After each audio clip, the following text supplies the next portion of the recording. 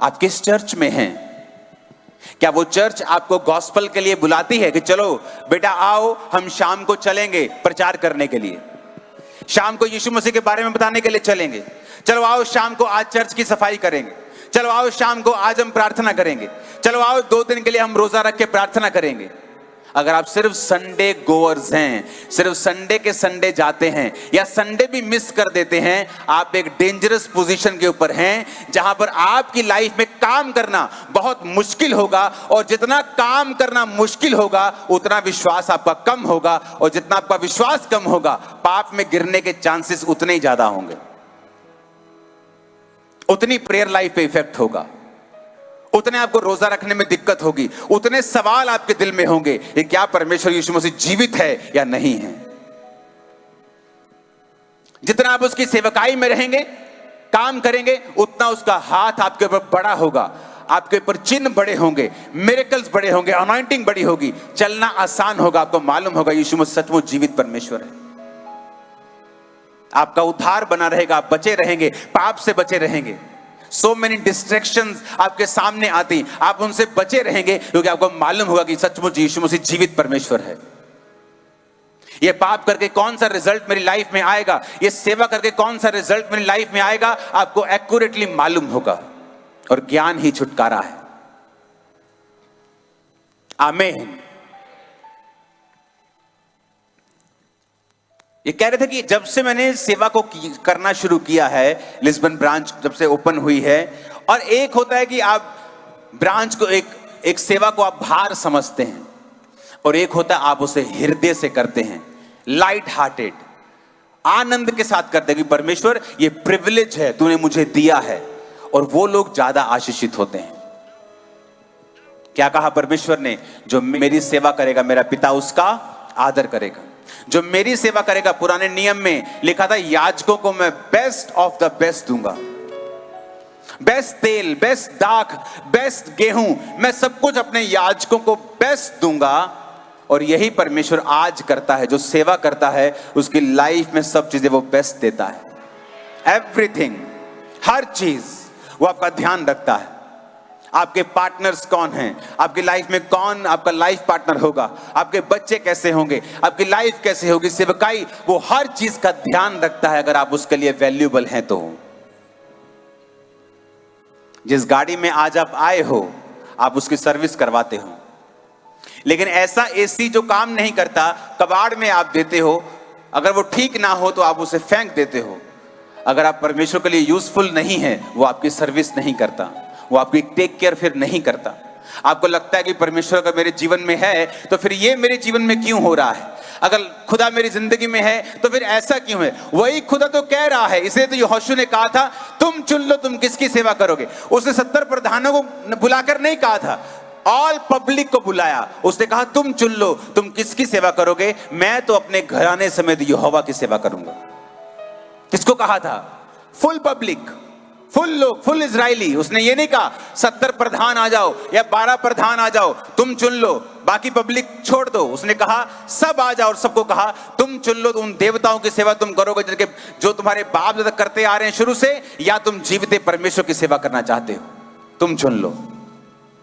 कहां बैठे हो, केड़े पलेखे च बैठे हैं आप, कहां किस भूल में हम बैठे हैं, अपना काम कर रहे हैं वापिस आ रहे हैं और सेवा के लिए कोई स्थान हमारी लाइफ में नहीं है। इसीलिए परमेश्वर ये चाहता है कि ये जिंदगियां टफ हो जाएं और कठिन हो जाएं ताकि ये आदमी मुझे ढूंढे। फिर हम सेटिस्फाइड नहीं रहते, ना मैरिड लाइफ से, ना फाइनेंशियल लाइफ से, ना अपनी सेवकाई से, ना अपनी सेहत से, ना अपने बच्चों से। सब तरफ हमें लगता है कि ये देश ऐसा है इसलिए कल्चर बिगड़ गया, कभी कहते हैं ये देश ऐसा है पानी खराब है, इंडिया में तो पॉल्यूशन है, यहाँ कुछ और दिक्कत है, अमेरिका कुछ, फिर दिक्कतें नजर आएंगी, आपको ब्लेसिंग नजर नहीं आएगी। अपनी आंखों को बंद करके अपने हाथों को उठा के कहो आज मैं और मेरा घराना वायदा करते खुदा की सेवा करने का। ऊंची आवाज में बात करो।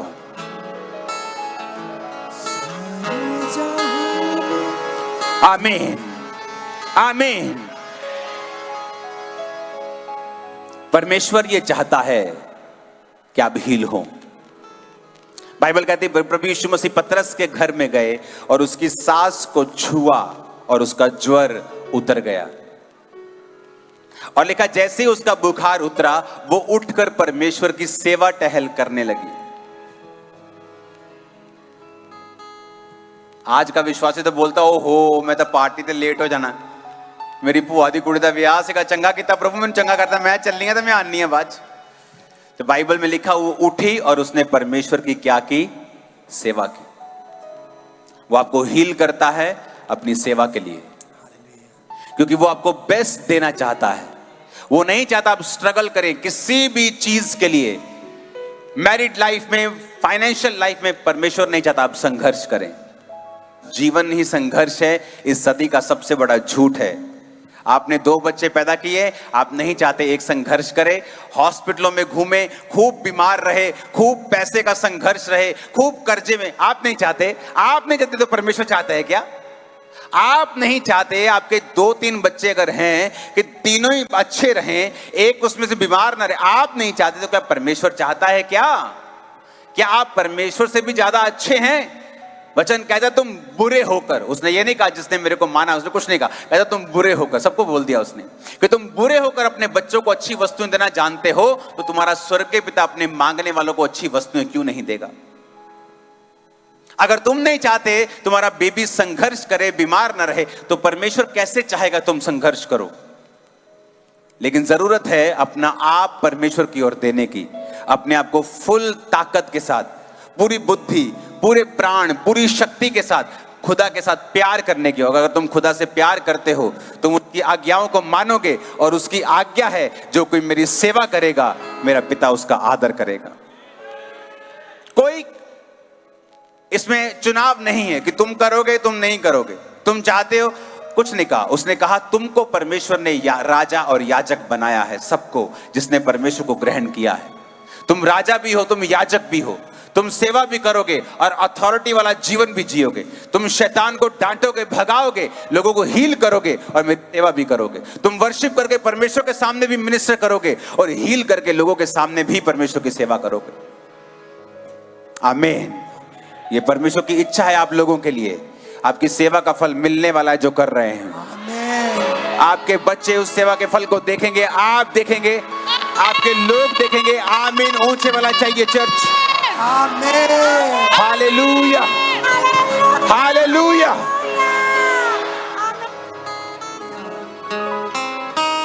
तैयार हो खुदावंद के काम करने के लिए?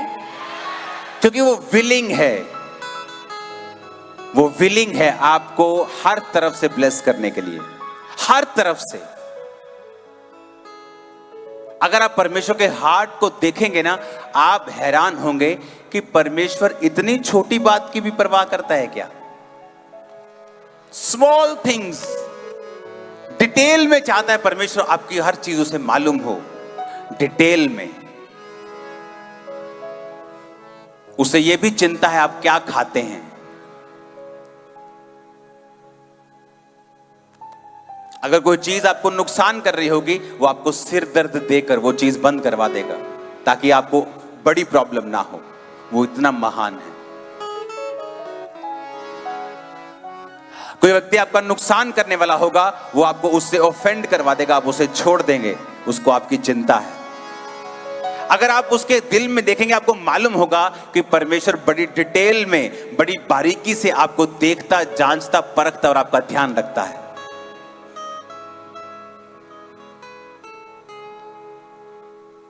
परमेश्वर ने कहा, गिदोन, इतने लोग तेरे साथ जाकर अगर जीतेंगे युद्ध को, तो सोचेंगे कि हम ज्यादा थे तो हमने युद्ध जीत, हम तो यहां सैकड़ों में बैठे हैं इसलिए हमने युद्ध जीत लिया। अब जा और जो चपड़ चपड़ करके पानी पिएगा, सबको बोल पानी पियो नाले में से, जो चपड़ चपड़ कुत्ते की तरह पिएगा, अलर्ट होके उसको ले लेना, बाकियों को छोड़ देना। परमेश्वर ने मेरी लाइफ से अनफ्रूटफुल लोगों को दूर किया है, मेरी सेवकाई से, मेरी लाइफ से, और मैं कभी नहीं कर पाता, लेकिन ऐसी ही योजना जैसे गिदोन को दी थी, प्रभु ने मुझे भी दी। अनफ्रूटफुल पीपल, जो आपका काम कम और आप पर भार ज्यादा है और आपको आगे नहीं बढ़ने देते। जब वो आपकी लाइफ से जाते हैं, वो एक चर्च को छोड़ के गए थे खामरा, आज वो 200 क्रॉस कर जाएगी बहुत जल्दी, 200 चर्चेस हो जाएंगे। कारण परमेश्वर के साथ अगर आप वफादार हैं, अगर आप उसकी छोटी से छोटी चीज का ध्यान रखते हैं। आज आप चर्च में चले जाओ, पास्टर को कोई ध्यान नहीं उनकी क्वायर कैसी है, साउंड सिस्टम कैसा है, चर्च कैसी है, लोग क्या कर रहे हैं। लेकिन अगर हमें देखेंगे, हमारी पूरी जान लगी रहती है उधर कि हमें हर चीज परफेक्ट चाहिए, जितना हो सके करो यार, कुछ भी करो। रात को 4 बजे के मैं उठता, 3 बजे उठता था, अपनी टीम को मैसेज, मुझे सुबह ये सब कुछ चेंज चाहिए, और इसमें इतने लाख का खर्चा आएगा, मुझे सब कुछ चेंज चाहिए। एक दिन में खुदा ने कहा है, सब कुछ बदल देते थे एक दिन में। उसे और ऐसा करो, उसे ब्यूटीफुल करो, उसे ऐसा करो, नहीं उसे इस तरीके से करो। अगर मैंने खुदा का उसके काम का ध्यान रखा है तो मेरा भी ध्यान बड़े जबरदस्त तरीके से प्रभु ने रखा है। हालेलुया। अगर मैंने उसका ध्यान रखा है तो उसने मुझे खाली नहीं छोड़ा। उसने कहा मुझ में की गई मेहनत कभी भी व्यर्थ नहीं होगी। आपके पास्टर ने आपको अप्रिशिएट नहीं किया, क्या क्या अप्रिशिएशन चाहिए आपको? ये अप्रिशिएशन काफी नहीं है कि मेरा पिता तेरा आदर करेगा। आप रिकॉग्नाइज नहीं हुए चर्च में, आपने कुछ किया, क्या चाहिए आपको? खुदा आपको जानता है, वो जानता आप सेवा कर रहे हैं। हालेलुया। सेवा के लिए एक्साइटेड हो जाओ, तन मन धन हर चीज खुदाबंद को दे दो। अरे जब तुम इंडिया में थे, पाकिस्तान में थे, एशिया में थे, तुम 2 बसें बदल के चर्च जाते थे। तुम पैसा भी नहीं था, 15-20 हजार की नौकरी में। यहां तुम लाख, 2 लाख, 4 लाख, 5 लाख महीने का कमा रहे हो और पूछो चर्च जाते हो? दूर है साढ़े, तो 2 घंटे की ड्राइव यार। मैंने कहा 2 घंटे की ड्राइव, बस गाड़ी अपनी है। हाँ, 2 घंटे की ड्राइव तुम्हें ज्यादा लग रही है, इसीलिए तुम इतने अपने आप को सोल कर लिया, ठंडा कर लिया कि परमेश्वर तुम्हारी लाइफ में काम ही नहीं कर पा रहा। उसे तुम्हें कुछ एक्साइटमेंट ही दिखती नहीं। मैंने चर्च में, खामरा चर्च में लोगों को आते देखा है, सुबह उठते हैं, बॉम्बे से, मुंबई से फ्लाइट पकड़ते हैं, फ्लाइट पकड़ के खामरा चर्च अमृतसर आते हैं, अमृतसर से चर्च आते 2 घंटे में, चर्च खत्म होती वापस अमृतसर जाते हैं, फ्लाइट पकड़ते हैं, मुंबई जाते हैं। पूरा 24 घंटे से ज्यादा लगता है उनको सिर्फ एक चर्च अटेंड करने के लिए। और अगर आप उनकी जिंदगी में काम देखेंगे आप हैरान हो जाएंगे, क्योंकि उन्होंने पे किया है, अपना विश्वास दिखाया है खुदाबंद को, अपना विश्वास दिखाया है उन्होंने। आज हमारे क्लोज लोग जो हैं, उनके रिश्तेदारों को तक मालूम है कि संडे कोई शादी रखेंगे तो ये आदमी नहीं आने वाला है, ये रिश्तेदार नहीं आने वाले। अगर संडे शादी रखेंगे तो ये नहीं आएंगे, उनको पूरी रिश्तेदारी को मालूम है। इतना एक्टिव होके, इतना वोकल होके हमें परमेश्वर की सेवा करनी। अपने बच्चों को बताओगे अगर निराश नहीं रहना है तो सेवा करो, खुद सेवा करो। अगर आप पैग लगाएंगे, अपने बच्चे को कहेंगे बेटा पैग लगाना सेहत के लिए हानिकारक है, वो हाँ जी पापा तो बोलेगा। आप 2 लगाएंगे, वो 20 लगाएगा। आप सेवा करेंगे, आप अपने बच्चों को सेवा से दिखाएंगे, बेटा देख हम सेवा करते हैं, हमारी जिंदगी में ये मुसीबत आई, देख लोगों की जिंदगी में यही मुसीबत उनको खत्म कर जाती है, लेकिन हमें देख हम बचे हुए हैं, खुदा हमारे साथ है क्योंकि हम सेवा करते हैं। जब वो आपको सेवा करके आशीषित होता हुआ देखेगा और आपकी लाइफ में परमेश्वर का हाथ देखेगा, वो प्रैक्टिकली देखेगा कि हाँ मुझे भी सेवा करनी है। पास्टर्स के बच्चे सेवा करने के लिए तैयार नहीं होते, मालूम आपको क्यों? क्योंकि वो संघर्ष देते पास्टर्स की लाइफ में जो पब्लिक को नजर नहीं आता। मैंने कहा था अगर मैं सेवा करूंगा तो अच्छी रीति के साथ करूंगा, जब बच्चे मुझे देखेंगे मेरे वाले तो वो कहेंगे हाँ हमें भी इसी खुदा की सेवा करनी जिसकी हमारा बाप करता है। हालेलुया। वो देखते हैं रिजल्ट को, सिर्फ हीलिंग डिलीवरेंस रिजल्ट नहीं होता, आपकी पर्सनल लाइफ में भी बहुत सारे रिजल्ट होते हैं, बहुत सारी चीजें होती हैं, बहुत सारी शांति होती है, आनंद होता है, आशीषें होती हैं जो एक्सप्लेन नहीं की जा सकती। हालेलुया। मेरा परमेश्वर आपको मानसिक रूप से आज चंगा करेगा। वो आपकी मानसिक पीड़ा, आपकी फाइनेंशियल पीड़ा, वो आपकी रिलेशनशिप्स को, आपकी बॉडी को, आपकी स्पिरिट को हील करेगा और डिलीवर करके आपको वापस भेजेगा। और हर वो चीज जो शैतान ने पकड़ी आपकी लाइफ से निकल जाएगी। आज आमीन ऊंचा चाहिए church. Hallelujah. Hallelujah. Hallelujah. Excited होके सेवा करना। सेवा करना दुखी होने वाला काम नहीं है। रॉन्ग तरीके से करोगे, रॉन्ग जगह पे करोगे तो दुखी होगे। प्रभु की हुजूरी में करोगे, जीवित चर्च में करोगे, आप कभी दुखी नहीं होगे। आमीन। बहुत सी चर्चेस मैंने देखा अपनी ब्रांचेस को, अमेरिकन कॉन्टिनेंट से जितनी ब्रांचेस है वो बताते हैं कि वो चेंज हो गई लाइफ उनकी, क्योंकि वो सेवा में थे। यंग लड़कों के पास, यंग लड़कियों के पास जो सेवा में, पवित्रताई में सेवा कर रही हैं, उनके पास वो ब्लेसिंग्स है जो वहां गए 15, 20 साल, 30 साल से लोगों के पास नहीं। वो फेवर आप पे आता है। परमेश्वर बताता है, अगर तू मेरा काम करेगा तो मैं दुनिया से तुझे अलग करूंगा, तू श्रेष्ठ होगा। ये वचन कहता है, श्रेष्ठ होगा तू। आपकी लाइफ में कोई प्रॉब्लम हो, अगर आप खुदावंद का काम करना शुरू कर देंगे, वो सॉल्व हो जाएगी। मैंने पागलों को चंगे होते हुए देखा है, सिर्फ सेवा करने से। पागल आए चर्च में, उन्होंने कहा जाओ मिट्टी उठाओ, ठीक हो गए। जस्ट सेवा करने से।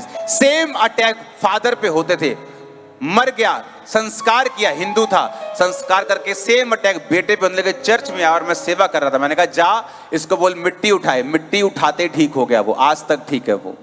सेम अटैक फादर पे सेम होते थे उसको। फादर की डेथ होने के बाद, उसका संस्कार होने के बाद सेम अटैक होने लगे आदमी को, पूरी तरह से हील हुआ। वो बताता है आज भी वो जीवित परमेश्वर है। आपका घराना आज मसा पाएगा सेवा करने का। आप सेवा करने का मसा पाएंगे आज। आमीन। ऊंचाई आशीष हमारी है चर्च। आमीन। Hallelujah, hallelujah. वचन कहता है कि जब मैं किसी मृत व्यक्ति को पाऊंगा तो मैं जीवित को ढूंढूंगा जो उसके सबसे करीब होगा, और उस जीवित से पूछूंगा कि ये कैसे मरा, और इस लाश का लेखा मैं जीवित से लूंगा। यानी अगर उस जीवित ने उस व्यक्ति को बताया होगा कि पाप तुझे मार देगा और उसने रिपेंट नहीं किया और मर गया, फिर तो मैं जीवित को छोड़ दूंगा। लेकिन अगर जीवित ने उसको चेताया ना होगा तो मैं इस लाश का लेखा जीवित से लूंगा। आपके आसपास मरे हुए लोग हैं, उसका लेखा परमेश्वर कहता मैं तुझसे लूंगा। ऐसे देश जहां प्रचार करने के लिए आपको जान की बाजी लगानी पड़ती है, नॉर्थ कोरिया जहां बाइबल ले जाना मना है, बाइबल रखने पर वहां पे मौत की सजा है, तब भी लोग वहां प्रचार कर रहे हैं। मालूम हाई परसेंटेज है वहां क्रिश्चियंस की। आपको मैं बता देता हूं अगर आपको मालूम ना हो तो। North Korea, not south Korea. South Korea में तो सब क्रिश्चियन है अभी। नॉर्थ कोरिया,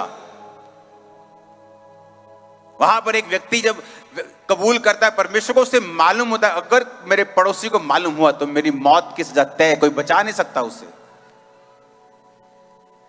वहां यूएसए का आदमी गया और उसने कुछ पंगा ले लिया तो उसको मार के वापस भेजा था। ऐसा देश है वो, किसी से डरता नहीं। वहां बच्चों से पूछा जाता है बेटा तेरे घर में मम्मा पापा ऐसे ऐसे करते हैं, कभी कभी ऐसे ऐसे कुछ ऐसे ऐसे करते हैं, ऐसे ऐसे कुछ करते हैं कभी, यानी कुछ प्रार्थना करते हैं, कुछ अलग लैंग्वेज बोलते हैं या गैर भाषा, कुछ अलग लैंग्वेज बोलते हैं कभी कभी, कुछ वियर्ड सा बिहेव करते हैं, कुछ खाते नहीं किसी दिन ऐसा करते हैं। पूछते हैं, बच्चों को पूछते हैं।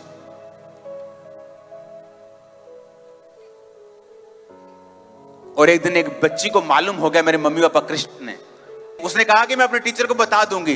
जब मालूम हुआ मेरे मम्मी पापा क्रिश्चियन है, कहती मैं अपने टीचर को बता दूंगी। उसकी बेटी को उन्होंने बांधा, उसके मुंह पर टेप लगाई, उसको रस्सियों से बांधा, उसे कुर्सी पे बिठाया, उसे आधा पौना घंटा 2-3 घंटे समझाया कि बेटा यीशु मसीह कौन है, हमने क्यों प्रभु को ग्रहण किया। फिर जाके बच्ची चुप हुई, नहीं तो मौत की सजा थी उस दिन। ऐसी कंडीशन में लोग सेवा कर रहे हैं और आप लोग, हमें शर्म आती है चौक पे खड़े होने में। आज जिस जगह आप खामरा चर्च में लाखों लोग देखते हो, जिन जिन गांवों से वो आते हैं, उस गांव की एक एक गली मुझे याद है। पोस्टर लगाए हैं मैंने अकेली अकेली गली में, पंफलेट बांटे हैं वहां पे। लोग जब बोलते हैं हम फलाने गांव से आए, मैं उनको बताता हूं कौन सी गली से आए हो तुम लोग, मैं बताता हूं, क्योंकि मैंने वहां पोस्टर चेपे हैं रात को जाके, मैंने पम्फलेट्स बांटे हैं वहां पे। ये नहीं मैं बहुत दुखी होके जा रहा हूं या बड़ा सोच के मैं बड़ा काम कर, नथिंग, आनंद में, जस्ट खुशी में, बस एनर्जी में जा रहा था, बस अपने काम कर रहा था। और यहां लोग सब कर सकते हैं। आप अपने पड़ोसी को बता सकते हैं, रिश्तेदार को बता सकते हैं, चौक में खड़े होकर शरेआम पंफलेट, क्या बोल देगा कोई विरोधी कर देगा, ए व्हाट आर यू डूइंग, यही कर लेगा और क्या कर लेगा, गोली थोड़ी मार देगा। वहां तो गोली मार देते हैं, फिर भी लोग प्रचार कर रहे हैं। और यहां देखो क्या हाल है। कब सुधरेंगे हम? जब वो लोग कब्जा कर लेंगे सब चीजों के ऊपर जो परमेश्वर यहोवा को नहीं मानते, या जब आखिरी समय होगा परमेश्वर के सामने क्या बोलेंगे हम? ये क्यों प्रचार नहीं किया चौकों में खड़े होकर तुम लोगों ने? क्यों प्रचार नहीं किया ट्रेन में, बसों में? क्यों नहीं बताया परमेश्वर के बारे में? क्या तुम्हारे सारे रिश्तेदारों को तुमने कभी फोन करके परमेश्वर के बारे में बताया?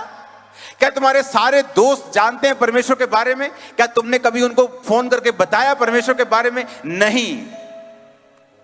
हमारी जिम्मेवारी है ये।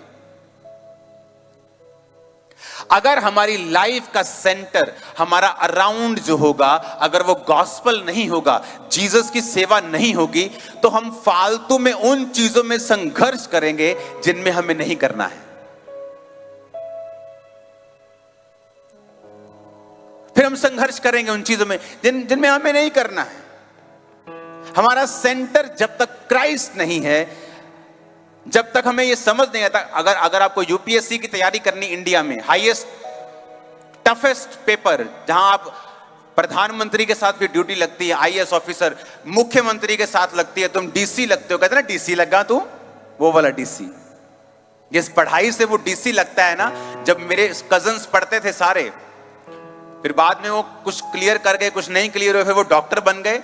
मैं आपको बताता हूं, उनके माता पिता, उनका खाना, उनका उठना, उनका बैठना, सारा कुछ यूपीएससी के अराउंड हो गया था।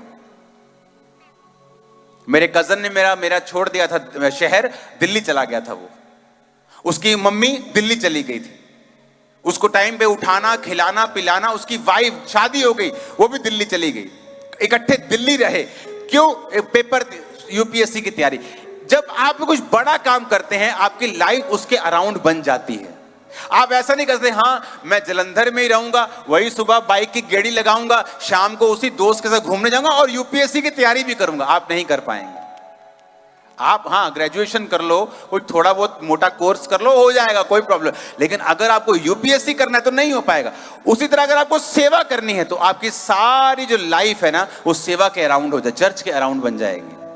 आपका उठना, आप जल्दी उठेंगे, मुझे प्रेयर करनी है, आप जल्दी सो जाएंगे, टीवी कम हो जाएगा, हर चीज आपकी जीसस के अराउंड हो जाएगी। और वही आपके लिए ब्लेसिंग होगी, वही शुरुआत होगी ग्रेटनेस की जो आपकी लाइफ में आने वाली। आप मेरी बात समझ रहे क्या?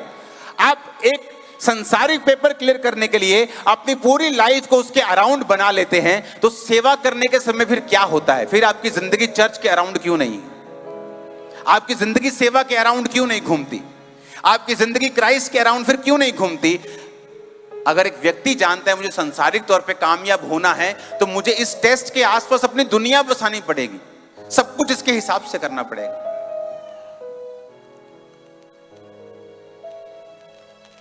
तो हमें ये देखना पड़ेगा, हमें सोचना पड़ेगा, हमें जानना पड़ेगा कि मुझे अपनी लाइफ में सेंटर क्राइस्ट को, उसकी सेवा को रखना है और सब कुछ उसके आसपास बनाना है। आमीन। जब मैं सेवकाई में, जब मैंने मैरिज की, तो मेरी चर्च ऑलरेडी लाखों में क्रॉस कर चुकी थी। जब मेरे बच्चे हुए तो ऑलरेडी पूरी दुनिया को मालूम था। अब मुझे मालूम था कि मैं अपने बच्चों को रेगुलर स्कूल नहीं भेज सकता हूं, क्योंकि वहां सिक्योरिटी इश्यूज होंगे, चीजें होंगी, तो मुझे उनको होम स्कूलिंग करवानी पड़ी। अब मुझे मालूम था कि बच्चों को मैं होम स्कूलिंग करवा रहा हूं, तो मैं इनकी पढ़ाई से भी पंगा नहीं ले सकता। तो मैंने बेस्ट टीचर रखे जो उनको आईसीएसई बोर्ड पढ़ाते थे। आप मेरी बात समझे? मेरी लाइफ क्राइस्ट की सेवा के अराउंड बननी शुरू हुई, और जब मेरे बच्चे बड़े होना शुरू हुए, ये उस करप्शन से दूर थे जो स्कूल्स में होता है, पर पढ़ाई में इनके नंबर 99% थे, 98% थे।